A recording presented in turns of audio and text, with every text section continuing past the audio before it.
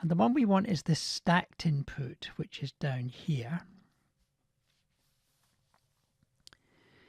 And you can see there, that's what it looks like. And what happens is that when you have the stacked input, the title field, the label that's being used, is above the data entry. It's really neat. It's a nice way to do it. So we simply copy this code from Ionic, very kindly provided for us. Control C, go back to our application, and I'm just going to hide the console for a minute, and we put it inside the content. So we have the two pieces that we transferred over from the Ionic Docs site. Each one has a label, which remember is a stacked label, which is given by that attribute there. And each one has an input field, which will accept text in this case. And the text is, in this case, going to be concealed by a password. So the first thing we need is to change that to text. Now we've got a date, and we need 5 items in this particular data instruction, or data set, sorry. So what we can do is we can do that, Control C. We now got 4.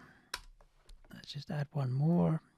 And now we just change the label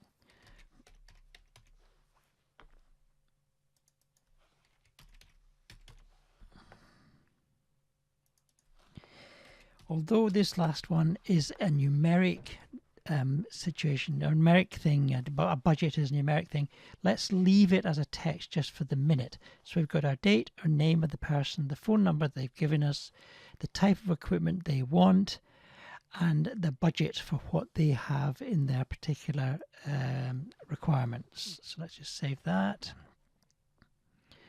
Go to there, and we now have all of the fields that we need. Now what we need to do is link the input to the data that we have, sorry, in this particular set of items here, so that when we click it, we're not just passing the object into the detail page, we're going to show the data for their inquiry. So that's the next step. You'll remember that we've used a directive called ngModel, and what we're going to do is we're going to use the input that we're covering here. This one's related to date, and we're going to use the ngModel, and I've just pasted it, copied it from the clipboard, to put ngModel is linked in both directions to the inquiry.date. So when we click an item in the home page, when we go to the detail page, the date should be showing here. So what we can do now is just go Control V, and we'll just change each one of these in turn.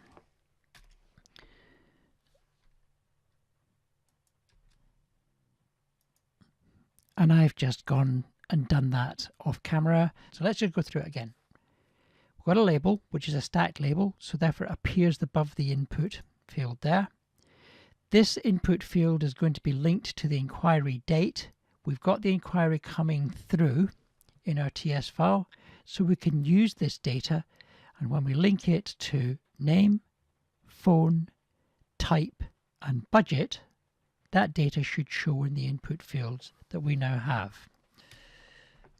So it's now building, so we go back here, and there's exactly what we wanted. We've got the data. Now it doesn't look good yet, but we're going to get that, and it's going to look good in just a minute. But that's exactly what we wanted to happen. We wanted the data to come through from our object into this form. Click another one just to prove proof of concept, and there it is. Her budget for a lens is 550. She's going to be called on that number. Her name is that, and the date is there. Jobbed. In the next video, we'll start to format this field and the number field in the form so that we get a more useful UX, a more useful user experience. A good user experience, a well-designed form reduces errors and ensures that data integrity is maintained.